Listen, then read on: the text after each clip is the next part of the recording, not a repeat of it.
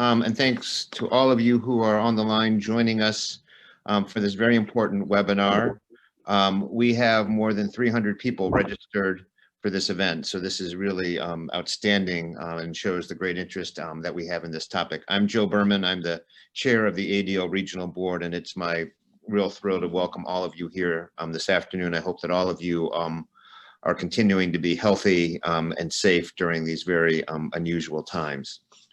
As many of you know, ADL was formed in 1913 with a mission of stopping the defamation of the Jewish people and to secure just and fair treatment to all.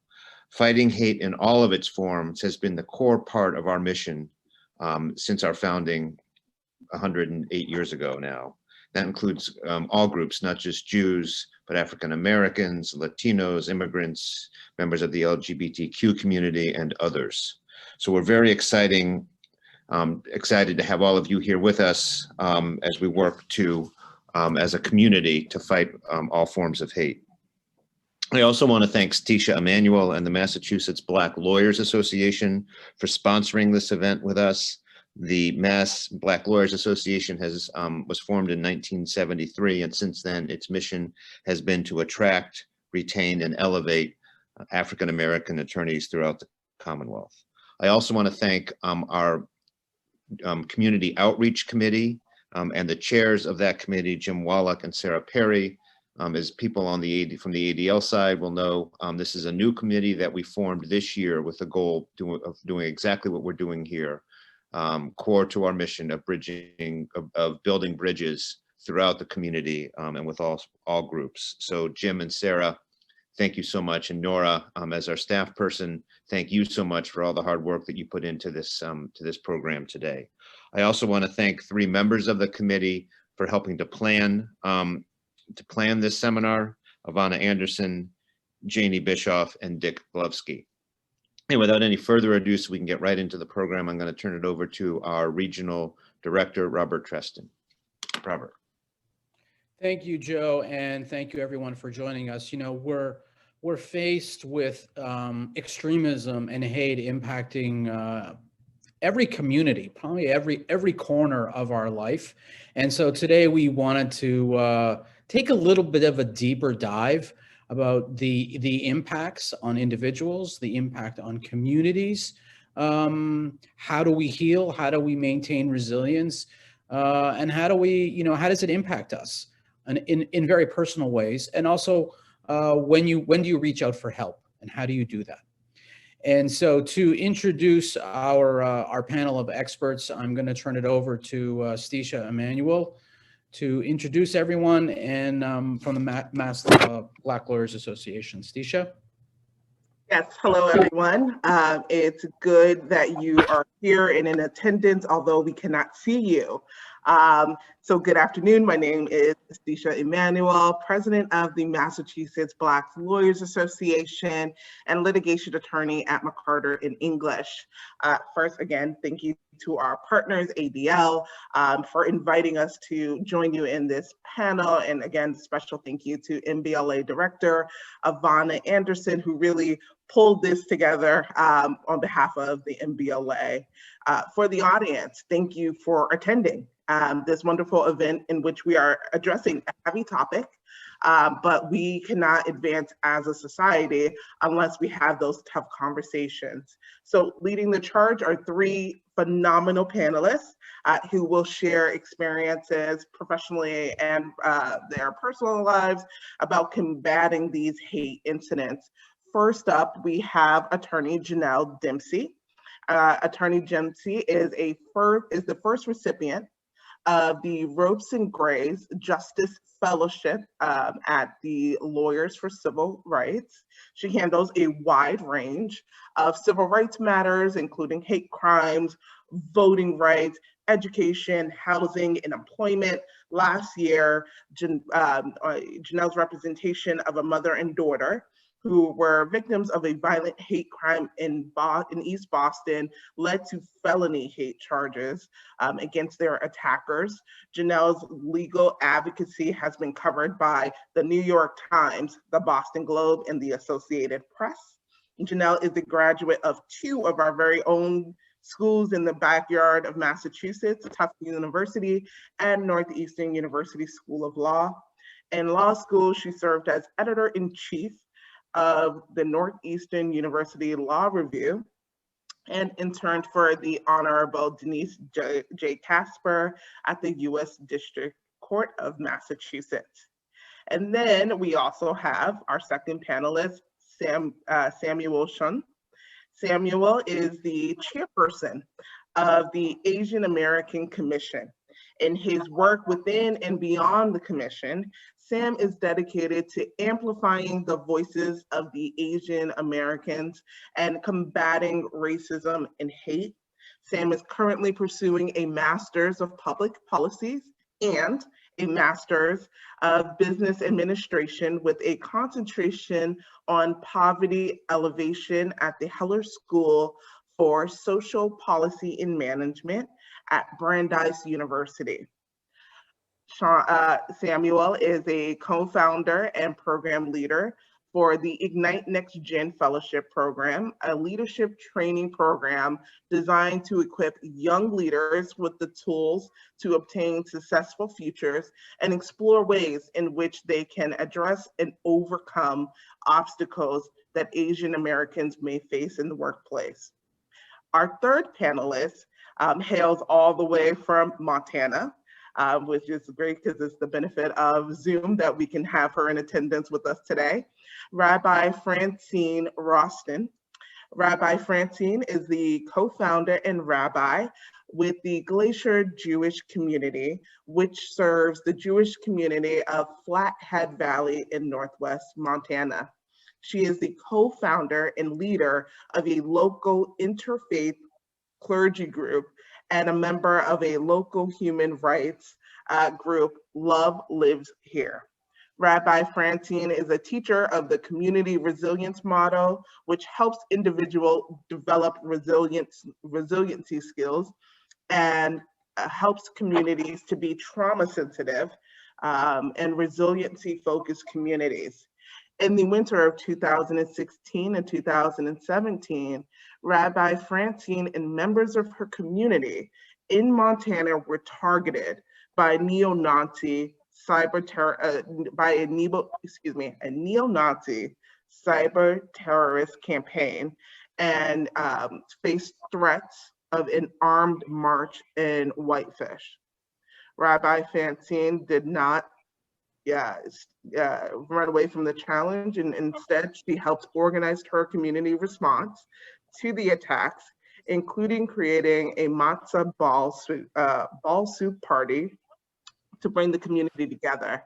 Rabbi Francine received an ordination in 1998 from the Jewish Theology Seminary of America in New York, and she has a BA in Near and Eastern Judaic Studies at Brandeis University. Thank you so much for the panelists and being here, and thank you for attending this event. Thank you, Stisha. We get everybody on camera. Okay, nice to see you, Rabbi Roston.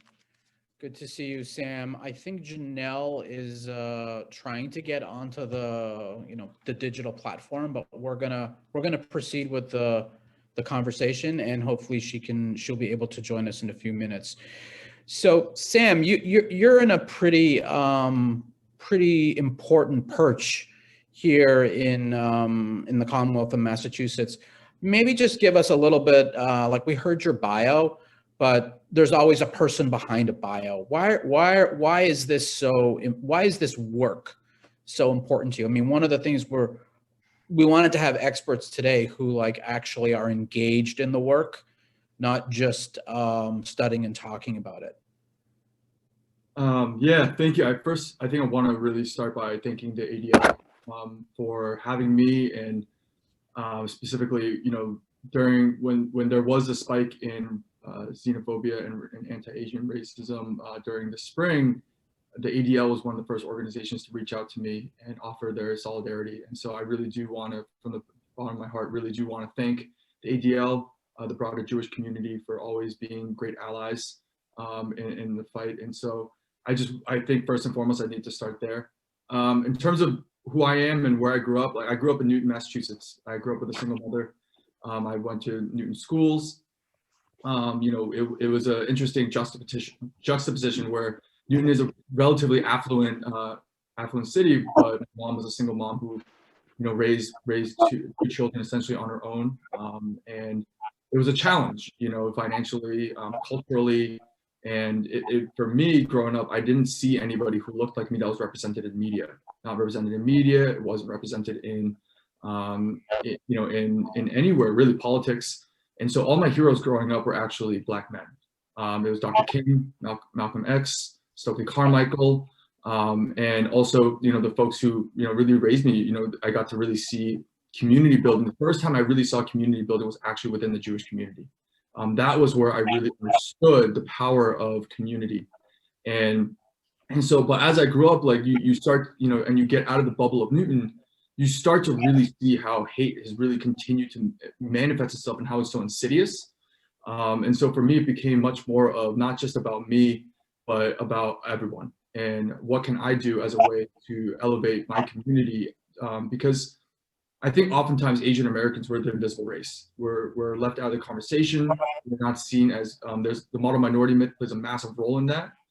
And, the way I kind of describe what it's like to be Asian American is that often, we say that Asian Americans are silent, we don't speak up. There's a very big difference between not speaking up and being heard, and not speaking up and being told to shut up. And that's essentially what it's like for Asian Americans, because there's so much that's not known about our community, and our history isn't taught, our history isn't known. And I think as I've grown up, I realized like I needed to be more vocal to break those stereotypes, but also to continue to work alongside in solidarity with other marginalized communities so that we can eradicate white supremacy. So thank you, Sam. And let me just also thank you because this work is not easy.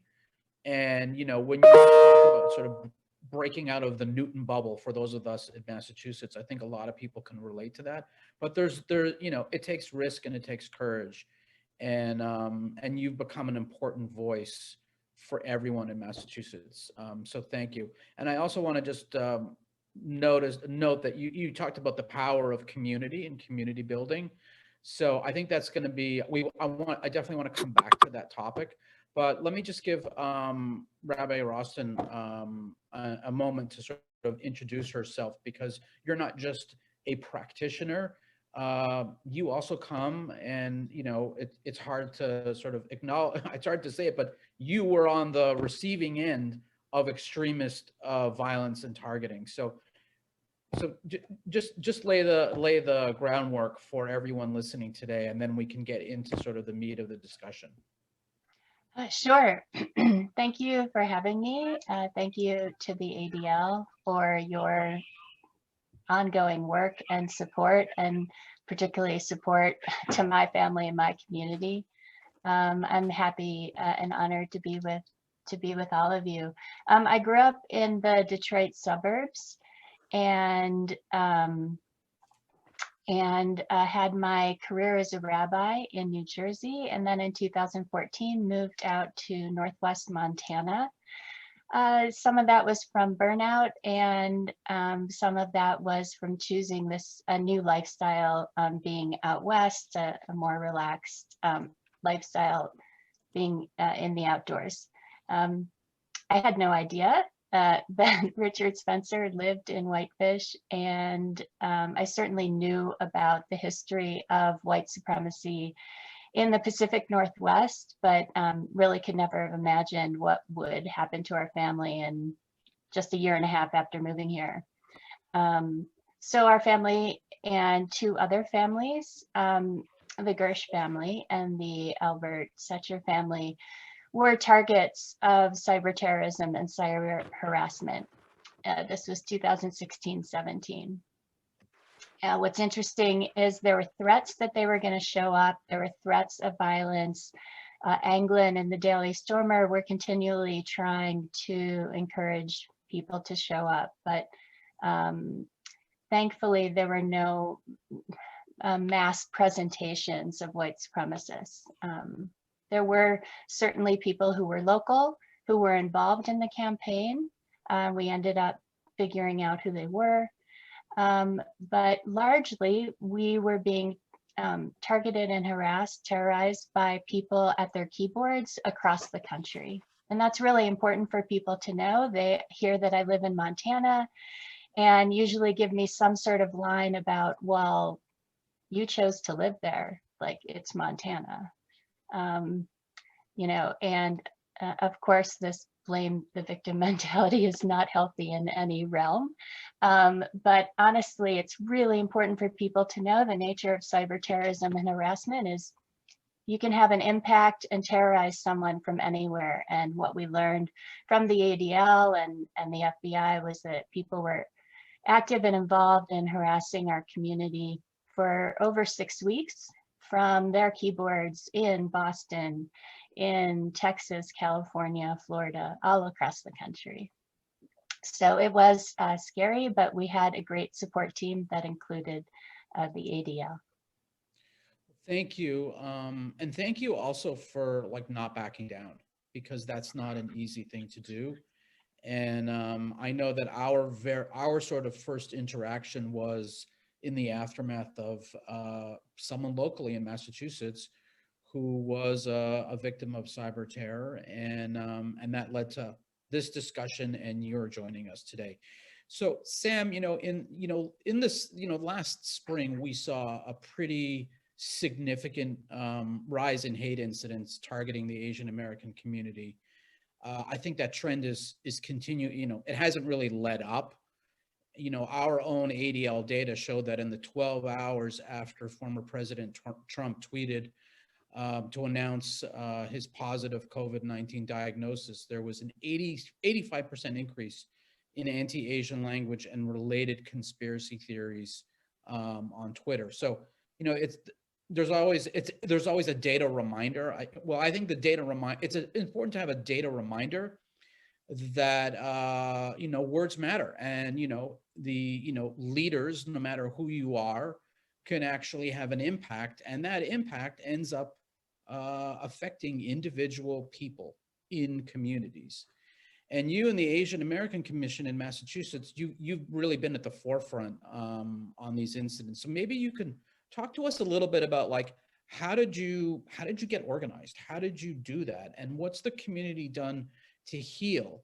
And it's an important question for all communities. And I'm just thinking today about the Belmont community, Belmont, Massachusetts, where a Black man was killed in what's really a racially motivated murder, just last week. So you've got like another community. It may be a little bit different, but clearly healing needs to happen there. Yeah, I think I want to first start by saying, the Biden administration actually has announced that this week that he'll be signing an executive order to condemn racism and xenophobia towards Asian American community. So that's a great first step, right? It's as has been noted, like it's great to have a president who is already being very clear about his stance on any degree of hate towards anybody. As opposed to the past 4 years in which we saw a president who was stoking the flames and actually inciting violence. So I want to be clear that, while, I still want to hold President Biden accountable and the administration to continue to push forward, that this is not, we're not just going to say thank you very much for an executive order, but we want to see continued action and policy changes moving forward, not just for the Asian American community, but I would say for all communities, that we have to ensure that hate is stamped out. There's no excuse for it. As in regards to your question that you asked about what we did, so what happened was at that point I was really newly appointed Asian American Commissioner, by my former boss, the now former House Speaker Robert DeLeo, who I'd worked for about 5 years previously to moving on to being a very proud member of the Brandeis University family. What I realized was this was an opportunity for us to really make our voices be heard. So I suggested that we hold a press conference in front of the State House, and just made contacts and calls to folks who who we felt were necessary. And to be totally honest with you, it was the fact that there were other members from other communities, specifically the Black community, who stepped up to stand by our side. Specifically, I want to name Suffolk County District Attorney Rachel Rollins, City Councilor Michelle Wu played a massive role in this. She really made a lot of calls and really led the charge on this. I want to thank Kim Janey, City Councilors Kim Janey and Andrea Campbell for also showing solidarity as well amongst State Representative Nika Alugardo and other members of the state legislature. So that was how that happened, and where we had this press conference in front of the State House, which that image has actually been used and circulated and gone viral. So there's a photo of our program director, our former executive director, and one of our interns are holding up a sign that says, "My ethnicity is not a virus." And what that did was, that picture was finally, for the first time, like it was a very clear sign that Asian Americans were not going to be silent, and that we are not silent. And even President Biden and Senator Tammy Duckworth have used that as an image, and also, as a way for us to continue to spread the message about our community. But one thing I do want to make clear, though, is that there's this idea that the Asian American community is whole, and the reality is that we're not. We're very fractured, and we're often seen as a monolith, when in reality we speak dozens of languages, which makes it very difficult to communicate and build solidarity. We have a lot of geopolitical strife that has carried over since coming over, not only either as refugees or immigrants, and due to the nature of this country, like, it's been very challenging to really come together and build solidarity. It doesn't mean that we don't push forward and try our hardest, but I think it's clear to not paint a really rosy picture that is just fictional, and but to accurately depict like what the situation is and why we really do need so much help. Well, that image, I guess I didn't really realize the impact. I've seen the image, but it's really, it's telling to just say, to sort of listen to how the impact that leaders had in just creating that image, and how that actually impacted people, not just here, but all over the country. So Rabbi Rostin, after the insurrection in the Capitol, and following so many people being arrested, more people, are aware of extreme white supremacists living in our midst. And I think we know from just looking at the media at this point that they're all over the country, including, here in all of the New England states. What, based on your experience, are there, what are the lessons that you might want to pass on to people who might find themselves, in this situation? And while you're thinking, I do just want to, I'll just revert back to one thing that Sam mentioned, because he mentioned District Attorney Rachel Rollins. And for anyone who's not from here, Rachel Rollins is the first Black woman district attorney in Suffolk County. And, I've seen, her being attacked on social media, constantly. So this issue of cyber terrorism, it has different degrees of impact. And sometimes it's just regular individuals who are going about their business, doing their job, and suddenly, people photograph them and try and create a different story. So Rabbi Rostin, what's your message to Ern, and your best advice on dealing with this threat?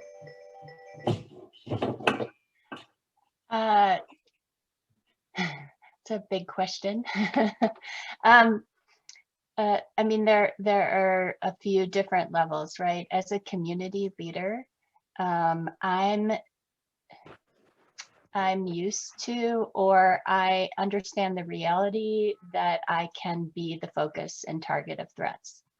And it's, important to take steps to, make sure that my protections are all set up in my, computer and my different networks.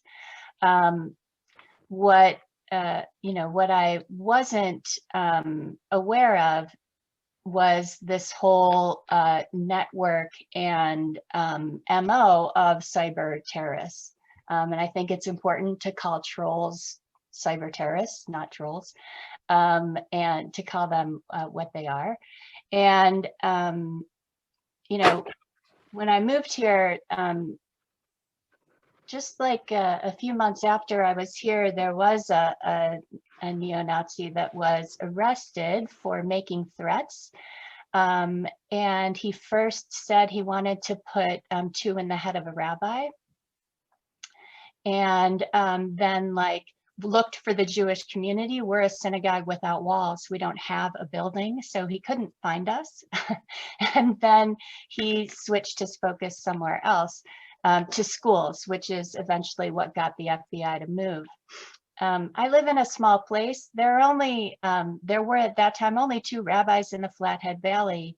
And I was pretty upset that the FBI didn't notify me. I learned about it from a journalist in Maryland who followed this neo-Nazi and wanted to tip me off about the danger. So, you know, making sure that you're protected, that you're safe, and then when you're watching things, not being fearful of speaking out or reaching out to offer resources, right? So the reason I know you, Robert, right, is because someone reached out to ask me to help someone in your community. And I really think the network of activists is important as a counterforce to the network of terrorists. I also think it's important to work on building up community networks so that people know where to go when they are threatened and when they are scared. They know who they can call on, and they know that they can speak to a person. Because as we discussed, when you're the target of these attacks, your survival mechanisms go into place. All you can do is figure out what's going on, what's happening to me, am I safe, and my family, my housemates, you know, my relatives, are they safe? And we need like a whole network, as ADL provides, to really help support people and be their intermediaries to the media, to law enforcement, and security professionals. So I have a related question. When you're in that, I mean, you've been in the position of being a victim, and you know, now we're a few years out from that experience. From the perspective of a victim, what would you say to the people who are like, you know, trying to help you? And I think sometimes, you know, and you know, it's from the you know, both on an, you know, organizational perspective and also just individuals. You know, there's almost, you know, an inherent human decency that you want to try and help someone, but not everybody knows like how to do it in a way that's effective for the person who's the victim. What's your, I mean, and I know that you had this kind of experience, so maybe you could just give us quickly, like, what's your best advice when that, you know, adrenaline and shock is still going through your body? So how to support the people that are being targeted. Right, so first you have to understand that people who are targeted and threatened, their survival responses are going, and what we know is that when your survival brain is active, which is your lower brain, your executive functioning and your upper brain are offline. So, you know, we were trying to find out what was happening. We'd never heard of doxing, you know, we didn't know about all these different websites. And we really needed someone who could listen, take care of their own trauma response so that they could be present with us and hear what we needed, reassure us, and advocate for us. Someone who's the target of a hate crime and cyber terrorism, they are not able to fill out a form to get the Daily Stormer to take their Facebook photo off the page, right? So Andrew Anglin takes your private pictures. It's a copyright infringement. Southern Poverty Law Center and ADL helped us do that instead. How can you help people? You can remind them that they're not alone. The act of terrorism is to make someone feel vulnerable and isolated. And you can ask them who are the people who support them, and where are the local resources that either you can reach out to on behalf of the person who's targeted, or you can encourage the person who's targeted to reach out to. So, you know, we were coached on how to speak to the police. Cyber terrorism, police don't know what to do with it. And they need to hear that you feel that your life is being threatened. Even if the language that those guys are using is not a direct threat meeting the legal definitions. So law enforcement needs to hear that you feel threatened. And then we just, you know, we reached out and looked for allies. It was difficult to be a target and also be a community leader and be a community activist. And this will be my last point. You know, I'm used to speaking up and speaking out and calling attention to what's going on. And the nature of cyber terrorism is the more press and attention that it gets, the more that feeds their campaign. And I think journalists really need to develop better best practices and make sure that their coverage is not endangering the people that they're covering. You know, there was a point where what was happening to us was very clear and didn't need any more explanation. But the Jewish press kept covering every posting that Anglin put onto the Daily Stormer, which just amplified, fed him, and kept him going. So, you know, I was reassured by friends that it wasn't that I wasn't doing anything. I was being quiet and going dark. Like a fighter in the ring, I was ducking the punches, but later on I'd be able to fight back. And, you know, the last is I just tell people there's always something you can do. And even if that's just lighting a candle, opening a prayer book, hugging your child, petting your pet, there's always something that we can do to take care of ourselves, because they make us feel powerless as well as isolated. Sam, I saw you shaking your head, so I think you can relate to some of the things, although obviously different contexts. But one of the things that I know you've been working on, you know, here in the Boston area is sort of the connection, the interconnectedness between anti-Semitism, anti-Asian bigotry, and racism. And like, can you talk a little bit about, so what are the links between these fights? You know, I'm often reminded that, you know, the people that may target Rabbi Rostin in Montana, even though they may be from different parts of the country, I think the data shows that they're the same folks who may react on an anti-Asian side, or they may be the same people who, you know, infiltrate a Black Lives Matter event to cause trouble, or, you know, target Jews walking to synagogue. So, you know, tell us a little bit about like what's your experience been? What are some of the takeaways of bringing these different groups together? Because we're all different within our own groups, and then there's bigger differences, but at the same time, we all end up being the target of the same people. Yeah, no, this is a great question. First of all, I just wanted to thank Rabbi Rostin for showing your strength and courage to speak your truth, and I'm just honored to be able to share your story. So I just wanted to thank you first. This is a really, really interesting question, right? And I think part of it is that this is how white supremacy is so insidious. It puts us against each other, and it makes, you know, it creates like a Prussian Olympics of like who is struggling more.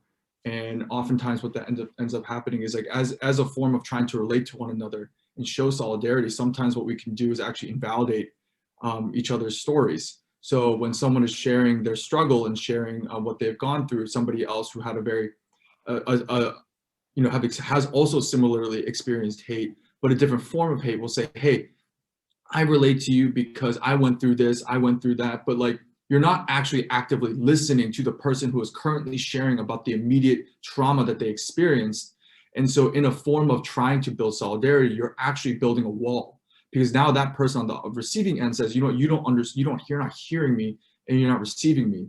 And I really learned this during the Black Lives Matter movement, where I saw many folks who are going up to Black members of the Black community and saying, hey, you know, compare, right? Compare, you know, chattel slavery to, let's say, the Holocaust, and they're like, they're all, and the way I look at it is that they're such horrific acts of terror that deserve to be highlighted and deserve to be elevated on their own merits, as opposed to as a means of trying to relate to one another. And it comes from a good place, but it actually ends up causing division. And I think another aspect of it is like we try to generalize too much. So when we speak about different groups of people and trying to build solidarity and try to build community, we're speaking in such generalities that we're actually, again, watering down the experience of individual people. Because myself, as a Korean American, cis hetero male, my experiences of walking in this earth are going to be vastly different than even my mother, who came over as an immigrant. So I can't even relate to her. I can only know my own experiences. And I think oftentimes what happens is people who've experienced hate think that they can relate to everybody else simply because, but maybe they haven't even thought about how hate and operates in the power structure that it does. And maybe they haven't learned the language to be able to articulate what they've gone through. So maybe they haven't actually even unpacked their own trauma. So I think it's important that, you know, we also don't get too caught up in the jargon. I think oftentimes I really try to talk and simplify when I'm just having a conversation with those in my community, because it's not that they can't understand or have the capacity to, right? Like I'm not smarter than my mom because I have more degrees than her. I just simply have had more privilege in the sense that I've had the opportunities from her sacrifices to go and learn, so that I can have the time and spend space learning from those who have paved the road before me to educate me and take that time to love me, so that I can now be able to sit here and have this conversation. But am I better than the person who is doing construction on the street, who may not know and have read the same literature as I have? Absolutely not. But it is my responsibility to be able to take what I've learned, simplify it, and make sure that that information gets widespread, so we get on the same page and we can fight together.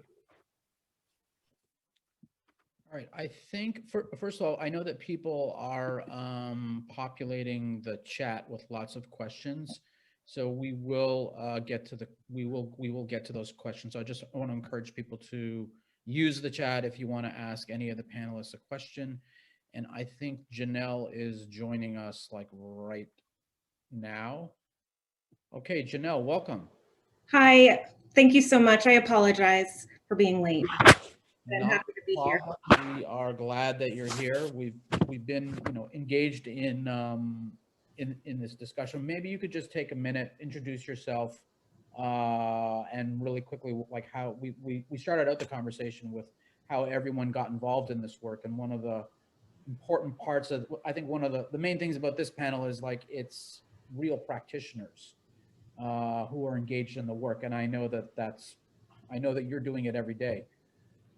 Yes, so I am an attorney at Lawyers for Civil Rights, and my work in this area did begin through my role at LCR. And specifically, it began with representing a family in East Boston who were attacked. They were victims of a hate crime. They were attacked because they were heard in public speaking Spanish.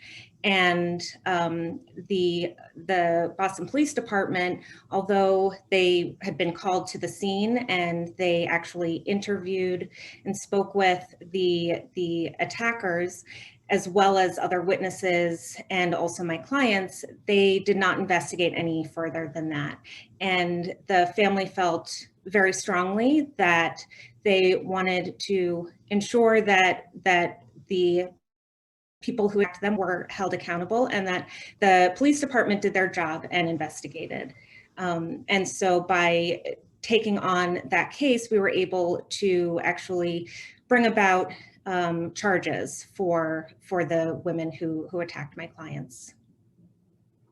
So we were before you joined us, Rabbi Rawson was talking about the importance of the actual language that victims use when they're speaking to police.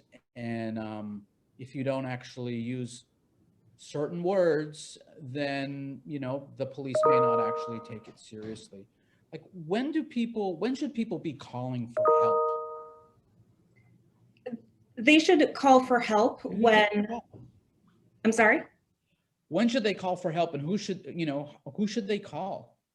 Well, I think that my clients in that particular situation, and as well as countless others, did the right thing in calling the police in the moment after an attack.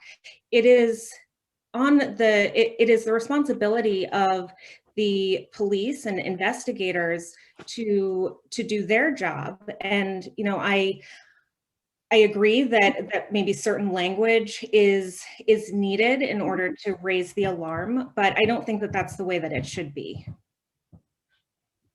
Totally agree. And it's not, we shouldn't be blaming the victim or putting the pressure or the onus on a victim to say the right things in order for something to be properly investigated and taken seriously. I'm gonna just stay on you since you came a little bit late, but you recently co-authored a piece for WBOR that would, the title was "There Are White Supremacist Hate Groups Everywhere, Even in Blue Massachusetts," and I think for so many people, like, that's like a shocker. Probably not for those of us who are engaged in this kind of work. I know Sam experiences it regularly in the course of his work, but we're supposedly in a progressive state where I guess there's a perception that maybe we're immune to some of these things.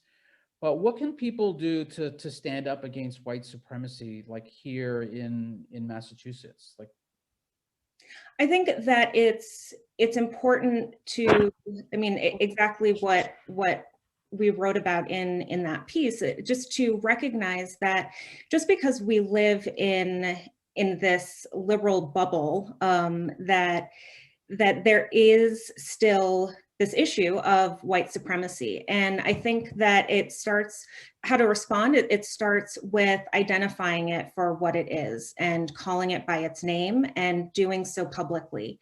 And making sure that people in your circle, whether that's your family, your social circle, work, they understand very clearly that you denounce white supremacy and that you are going to call it out when you see it.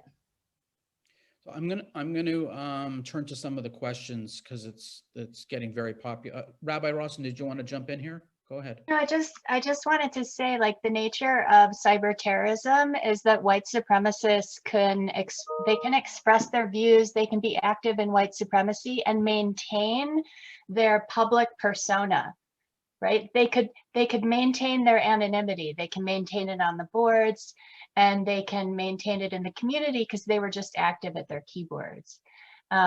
What's interesting about them being out and walking about in protest and really showing up in places is that we can now identify them. And as much work and attention, in my opinion, can be dedicated to identifying them and making sure that there's a social cost to their participation in this harassment, in this hate work. That's really important, right? So we identified a local man who actually ended up being the father of my son's best friend. Wow. A man who'd been in our home, a man who we knew had firearms, so there was no way we were confronting him during the attacks, but we let law enforcement know who he was. And we told them who he was. I'm sure you heard that. And later on, he was called for a deposition, and so he came to know that he was known, and he realized that people knew what he was doing, and he actually left town. So people always ask me the end of the story. Is he still friends and still here? No. But so I think it's really important that we figure out ways to identify people and not troll them. I don't want to say we need to then terrorize them, but people should be held responsible for their behavior. They should be prosecuted when that's illegal activity. And there certainly should be a social penalty for being involved in hate activity. I think it's an excellent point, and I think we all have a responsibility to be calling it out, particularly, you know, you did it with someone within your community, but also people who are in leadership roles, elected roles, and a couple of very quick Google searches, you will see that there are numerous people within our own midst to, you know, the point of, you know, Janelle's piece. It's not just Massachusetts. I'd expand that to all over New England, and we certainly have that responsibility. One of the questions in the chat was, and this could be, you know, for anyone, in the wake of a traumatic incident, communities often hold solidarity rallies. That's pretty common, but is that enough? And what do you recommend for community learning / healing? And I know that Rabbi Ross, you've talked about the community resilience model, and Sam, you've talked about the importance of building communities. Anyone want to take a stab at this? Or I'm happy to have Janelle go first, since we've both taken up a lot of space and she just joined. Unless I'm not trying to offer you up as tribute, but. No, Sam, please go ahead. Oh no, I was literally like, please go first. I mean, is it enough? I don't think that it's enough, but I do think that it's an important aspect. I think that especially now it's difficult in COVID-19 to be able to participate in those kinds of events, and I've heard personally from people who are struggling with what to do when that's what they're seeing, and they feel like that is, you know, the main part of how they can be part of the resistance. And I think it is important, but I don't think that it's everything. Anybody else want to add to that? Yeah. Oh, go ahead, Rabbi. Go ahead. No, you should go. I think when we're talking about, oftentimes what I see happening is that we're calling for solidarity before there's any sense of acknowledgement, and we're often trying to move forward before we've even allowed people to heal and be heard. And so for me, I think, you know, we need to, and this actually is a response to several of the questions that are in here. Actually, I think it applies to that, is we can be better allies by literally first practicing active listening. Like literally, like, so I'll give an example. So I've been very, very active on the there's a new app called Clubhouse, which is a predominantly voice social media platform, where it's basically like you create these rooms, you go in, and you're participating through voice. And what ended up happening last night was we went from talking about it was a private room where we're talking about world economics, and we're talking about 5G, we're talking about the role of, you know, just like geopolitics, and somehow, you know, it turned into a conversation surrounding ethics, and then it turned into a conversation about slavery. And a Black woman spoke up and voiced how she was very uncomfortable with not acknowledging the insidiousness of chattel slavery here in the United States. And she was immediately shut down by men in the room that were not Black. So I spoke up. I said, that's unacceptable. We need to let her finish. And this shutting her down is A, cowardly, and also is just wrong, flat out wrong. Another Black woman then joined in and tried to teach the room of how to properly and respectfully be able to shift the conversation. She also got shut down and was very, you know, it was very dismissive. And in that moment, you know, what you can do in the app is you can call somebody else into a private room. So I called her, you know, her into a private room and just sat there to listen and say that, like, you know, what you experienced is unacceptable. And I feel like in those moments, like, is when we can really show up as allies. Don't just tell people who are sharing their experiences with you that like, oh, that's so horrible. And here's my experience that relates to it. But it's in that moment, literally just hearing them and helping them be seen, and then turning around and doing the work, because there's so much literature that's out there. There's so much work that's already been done. There's so much ways in which we can learn about the history of each other, right? Like, how many people know about Asian American history? Like, how many people know about, there's a question that was like, what's the relationship between the Black and Asian community? And that's a really nuanced and multi-layered conversation. But part of it is like, nobody knows about the fact that when Malcolm X was assassinated, that he died in Yuri Kochiyama's arms. How many people even know who Yuri Kochiyama is? How many people know that the single largest mass lynching of any people in this country was of Chinese migrant workers? How many people know, right? There's so many different things that people don't know about. So I think one is like literally learning about each other's history. Rabbi, I didn't know if you wanted to join in on this question. Otherwise, I'll jump to another issue. Thank you, Sam, for that perspective. And it's I nodded along with you because I've experienced what you are talking about. And public demonstrations are important. They give communities a sense of power that they can do something, but they're not sufficient. And what we have done here is when we do have some sort of rally, we try to also have booths or signups for what you can do next. And we try to, ask people to think about and set their intention of what they're doing next.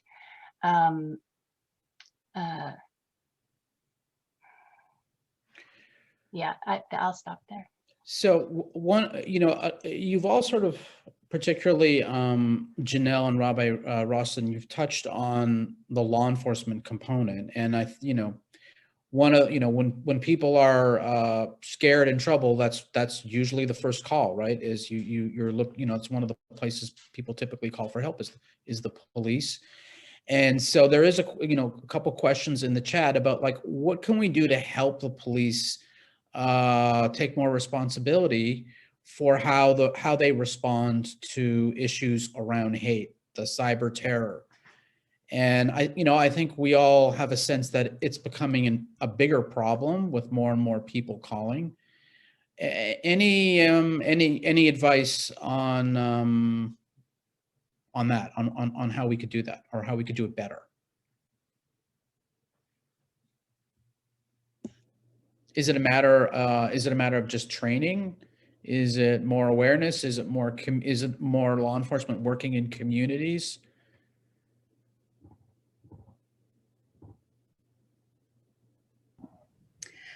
I mean, that's a really great question. I think that the solution to this particular problem is going to include all of those things. I think that it will need to include training. It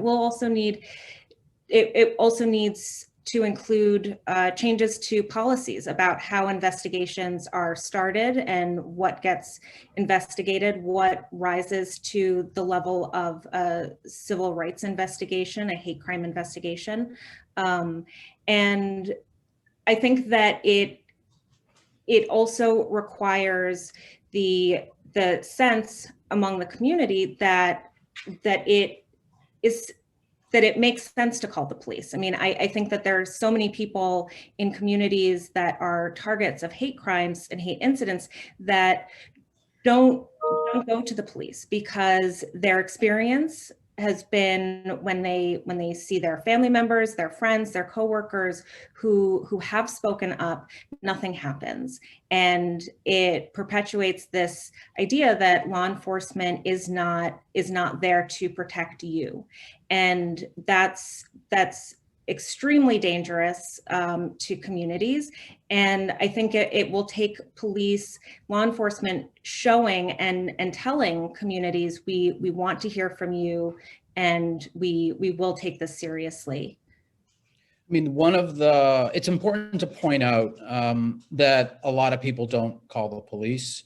Hate crimes in this country are the most underreported of crimes. And I'm not, diminishing other types of criminal behavior. The FBI tracked, I think, around 7,600 something odd hate crime cases.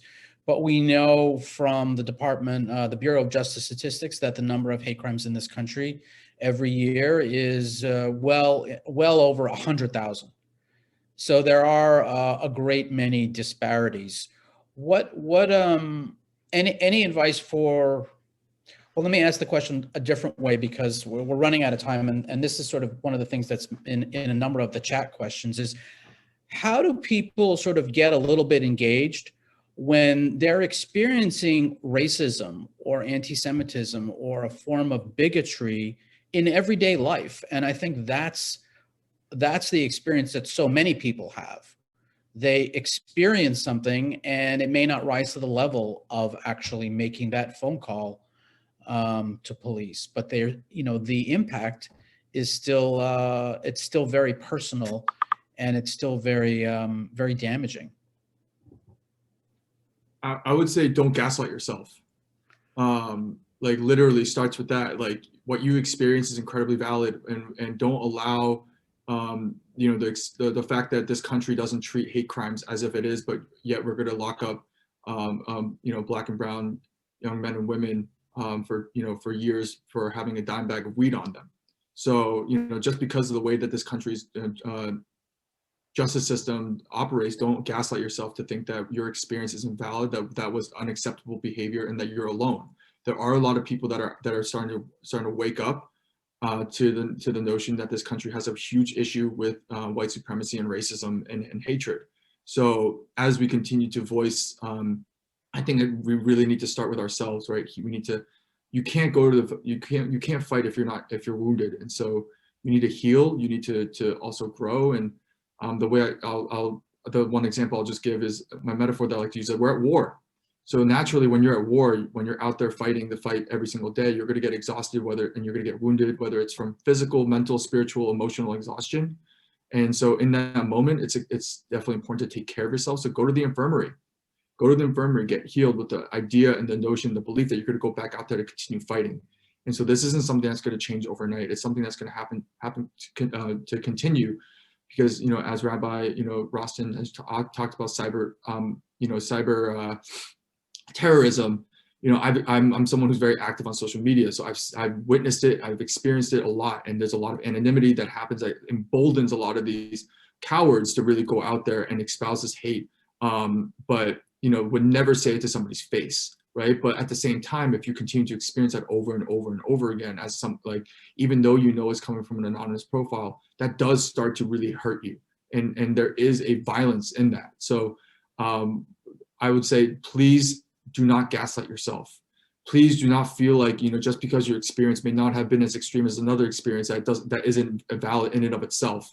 And so to make sure that you take the right precautions to make sure that you heal and that you feel loved and are part of a community that understands and uplifts you. Yeah, Robert. No. Oh, do you need to wrap up? I think we are we're at the top of the hour, so I just want to give you, Rabbi Rossin, and Janelle just a minute to either address that question or have some closing words. Well, I was just going to say, yes, if you feel in danger, you call the police. I notify the police. I never rely on the police for my protection.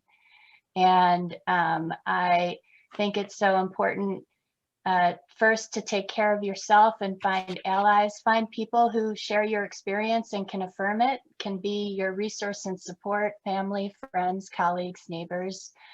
And then, very important to me is not just that my town had a rally and stood up and said, we, believe in love and not hate, but that in every initiative and act that the town takes, there are many of us holding them accountable to live out those values. So it takes constant and persistent attention. It's not just about public messaging, but also just everyday building relationships with people across the community. So faith communities, business leaders, and politicians. Janelle, let me just, before I give you the last word, Janelle, I do just want to thank you for the work that you're doing. Cause like, I know that you're like a frontline fighter. And you know, the family that you talked about that you helped, I know that there are many, many others that are not like rising to the level of a public discussion, but you're there for so many people in the community. So I just want to thank you for like the incredible work that you're doing, because I know it takes self-sacrifice to do it. Thank you for that. Yeah, I would, to add to what Sam and what you said, Rabbi, I think that people of color, we experience these microaggressions every day in our lives. And we know that they can be wearing. And, but I do think that there has been some progress. And so I think in those times when you are feeling victimized and you feel like so many around you are constantly lodging these micro attacks, you can look to those rallies and the signs from your community where you live and work that there are people who support you. And even though those rallies, those gatherings are not sufficient, as the rabbi said, they do signify that there are good people out there who may not have all the answers, but who are committed to working with you to make meaningful change. So we're at the end of our program, and two closing thoughts. One is that nobody should really be alone. And there are, I just want to encourage people that, if you experience this, if your community experiences this, don't be afraid to ask for help. And you've seen, heard from 3 people, 2 in Massachusetts, if you're in Massachusetts, where you can actually call. And I do think that there's certainly examples here of like, we can overcome it, but nobody can really do it alone, and nobody should have to do it alone. And the power of, human decency is great, is really greater than anything else. The other thing is we will go through a lot of the questions in the chat were actually almost kind of practitioner questions. So there may be some kind of workshop that we could think about on a local level around Boston to just help people with the actual organizing skills, because I know that there's several hundred people part of this discussion right now, and I'm seeing questions about how people can do more than just participate in this discussion. I want to just thank our board chair, Joe Berman, my colleague, Nora Cohen, who's the associate director at the Boston ADL office, Stisha Emanuel, who's president of the Massachusetts Black Lawyers Association, Ivana Anderson, and our esteemed panelists, Rabbi Rostin from Whitefish, Montana, and Janelle Dempsey from Lawyers for Civil Rights in Boston, and Sam Yoon from the Asian American Commission. So thank you for sharing your experiences, not just for the work, because I know everybody here has a real personal experience in doing this work. Thank you for joining us today.